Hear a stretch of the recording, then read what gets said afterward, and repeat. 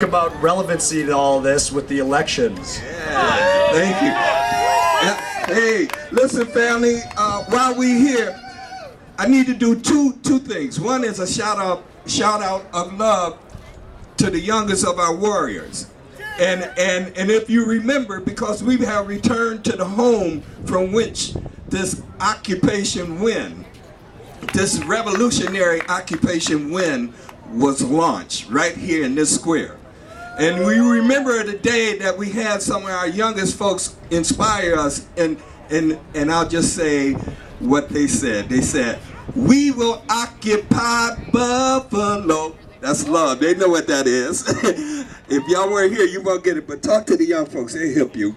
The other thing that I want to say, and I want to see what you remember.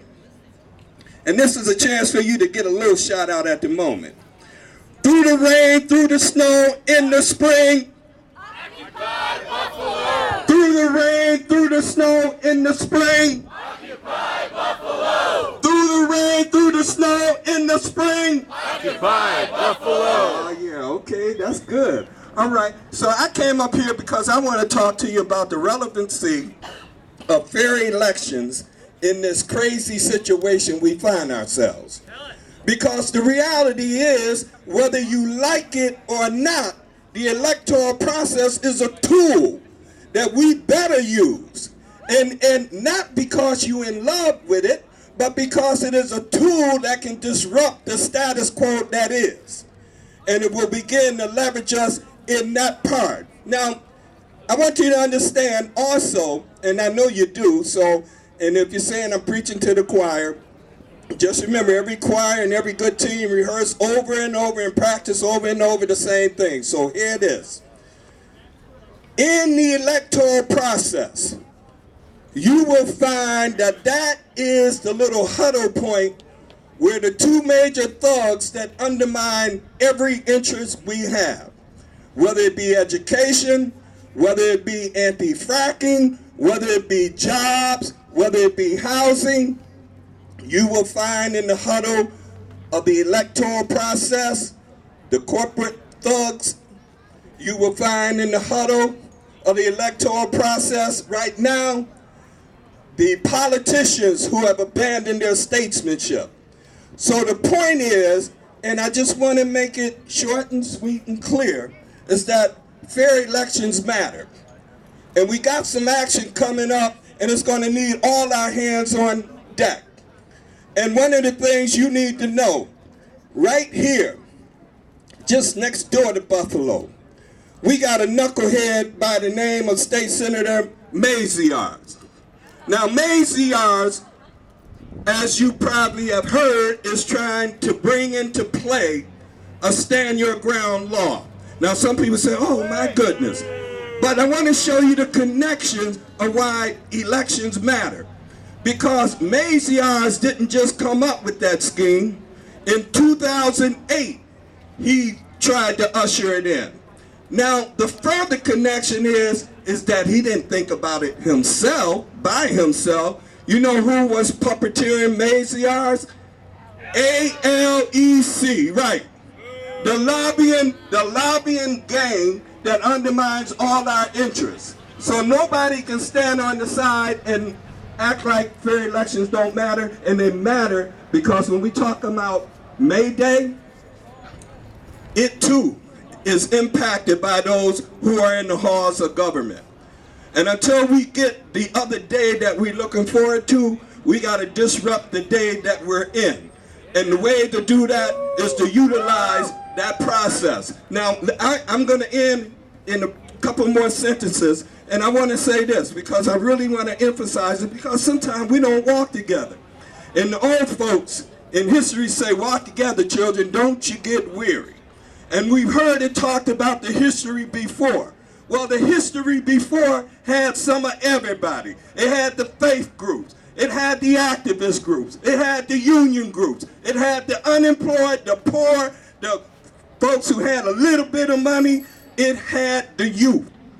And we cannot work in silos. So it's good that we gathered here and we remember in the spirit of what May Day is about, because everybody needs jobs. And if we get this electoral process straightened out, there'll be some jobs. And in my conclusion, I just say, Mr. President, the kind of jobs we want is not for you to cut a contract in Afghanistan to keep our troops there employed, killing people, our sisters and brothers.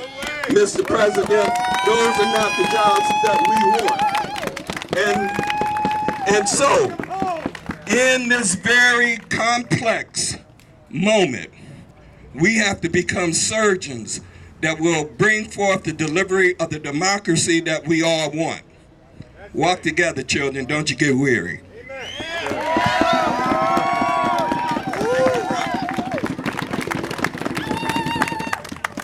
Reach on, brother man. Absolutely. We're gonna bring up the youth here. We're gonna bring up the girls, and they're gonna perform the song real quick. Give us a little entertainment.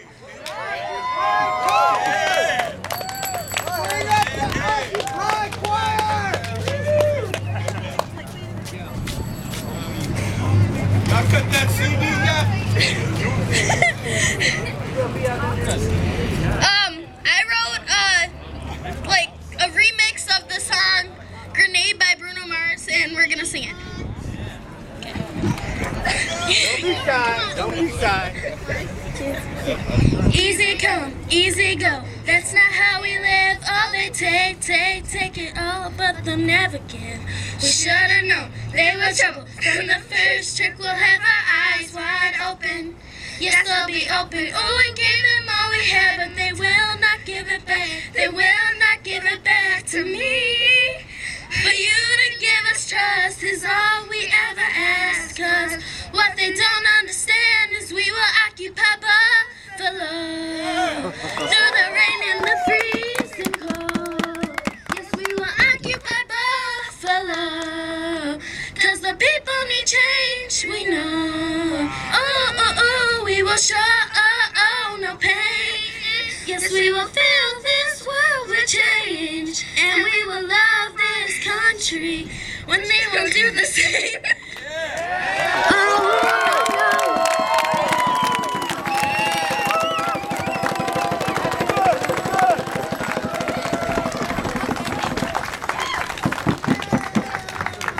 That's what I'm talking about. We're gonna bring up Dana now. Dana's gonna talk about unity and solidarity.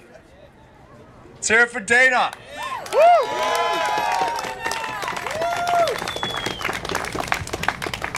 How you doing, folks? My name is Dana. I'm glad that we're all here together in unity and solidarity with each other. Brings joy to my heart to see that we're all here together again. It's been a while. We had to take a little break, regather, regroup. I know for myself, I needed some time to think, to educate myself on some things that were going on. I feel a little bit stronger.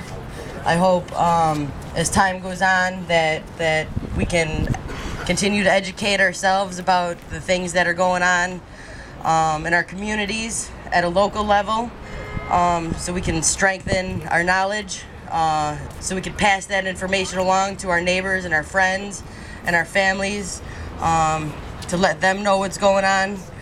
Some people are still sleeping. We did make a big presence here. Our name is out there, and that's awesome. We need to continue this operation. We need to continue to grow, to strengthen.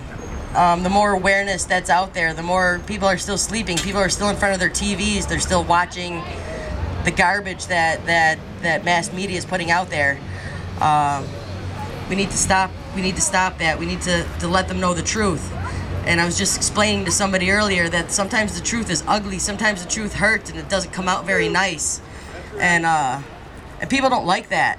You know, I know for myself, when somebody tells me something about myself, I don't like it, you know? But you know what? It's the truth.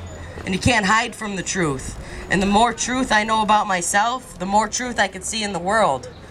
You know, and that's important. That's important for myself to know. I think that's important for all of us to look inside of ourselves to know. And I found a lot of truth in being self-sustainable. I think we have it in ourselves. We're hard-working people. We come from a background of hard workers.